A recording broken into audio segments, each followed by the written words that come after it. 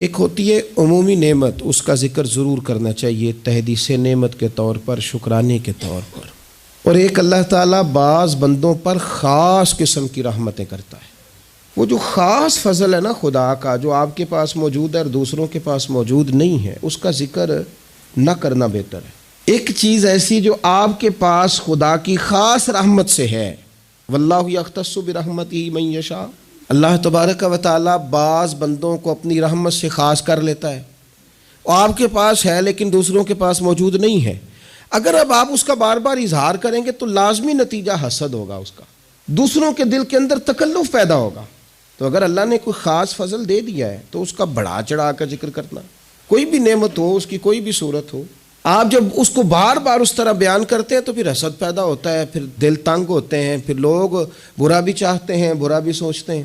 اقبال کے استاد صاحب سے کسی نے کہا کہ آپ نے کمال کر دی، اقبال جیسا شاگرد تیار کیا، تو ڈاکٹر اقبال کے استاد فرمانے لگے میں نے تو ساری کلاس کو ہی پڑھایا تھا، میں اس کو الگ سے تھوڑی لے جاتا تھا، میں نے تو سب کو پڑھایا تھا، بس کلاس میں اقبال ایک ہی تھا۔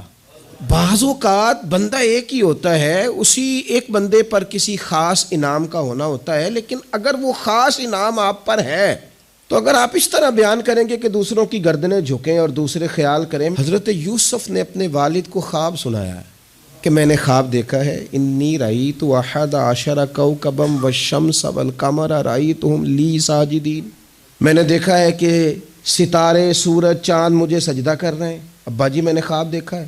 اب ان کے باقی بھائیوں نے یہ نہیں دیکھا، ان کے پاس یہ نعمت نہیں ہے۔ اب والد کیا کہتے ہیں؟ کہتے ہیں یا بنیا لا تقصص رؤیاک علی اخوتک، بیٹا یہ بات بھائیوں کو نہ بتانا۔ میں اپنے باپ کا یوسف تھا، اس لیے شاید سکون سے سو نہ سکا، بھائیوں سے ڈرتا رہا۔ لا تقصص رؤیاک علی اخوتک، بیٹا بھائیوں سے بات نہ کرنا، فیکیدوا لک کیدا، ایسا نہ ہو کہ وہ کوئی چال چلے، معاذ اللہ۔ کیوں چلیں گے وہ چال؟ ان الشیطان للانسان عدو مبین، اس لیے کہ شیطان آدمی کا کھلا دشمن ہے، ان کے دل میں بات ڈالے گا کہ تم بھی تو حضرت یعقوب کی اولاد ہی ہو، تمہارے پاس کیوں نہیں؟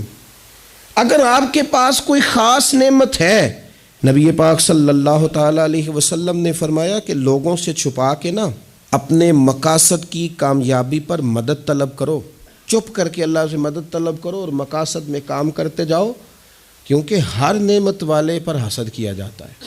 یہ جو بار بار بتانا، دکھانا، میں بھی ہوں، میں نے یہ کر دیا، میں نے دیکھا ہے خاندانوں میں ایک بندے پہ اگر فضل ہو گیا نا تو جان بوجھ کے بتاتا ہے، جب بھی خاندان والے جمع ہوتے ہیں کہتے ہیں جی میں تو انہیں ایک پلاٹ نہ لاہور بھی لے لیا ہے، کیا کریں جی آنا جانا پڑتا تھا، لہذا پھر نہ بچوں سے کہا روز جو تم چکر میں پڑے رہتے ہو تو اسلام آباد بھی بناؤ گھر، بھئی آپ نے بنایا، دینا تو نہیں نا کسی کو جام رجسٹری تو نہیں نہ کرنی، تو بنا لیا تو پاس رکھو نا اپنے، کہنے کی کیا ضرورت؟ او میں نے تو جناب ایک گاڑی ہوتی تھی میں لے جاتا تھا تو بچوں کو تکلیف ہوتی تھی تو میں نے ایک اور خرید لی ہے۔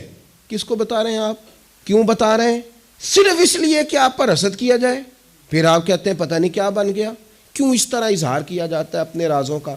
اگر خدا نے کوئی چیز اپنے فضل سے دی ہے تو بندہ کا اور اللہ کا معاملہ ہے، اور اگر ٹہنی پر پھل زیادہ آئے تو اسے جھکنا چاہیے، نعمتیں زیادہ آئیں تو شکر بھی ادا زیادہ کرنا چاہیے۔ اور میرے نبی پاک صلی اللہ علیہ وسلم نے فرمایا اگر تم پر نعمتیں بڑھ جائیں تو تمہاری عبادت بڑھ جائے، فرمایا تم تھوڑے رزق پہ راضی ہو جاؤ، رب تمہاری تھوڑی عبادت سے راضی ہو جائے گا۔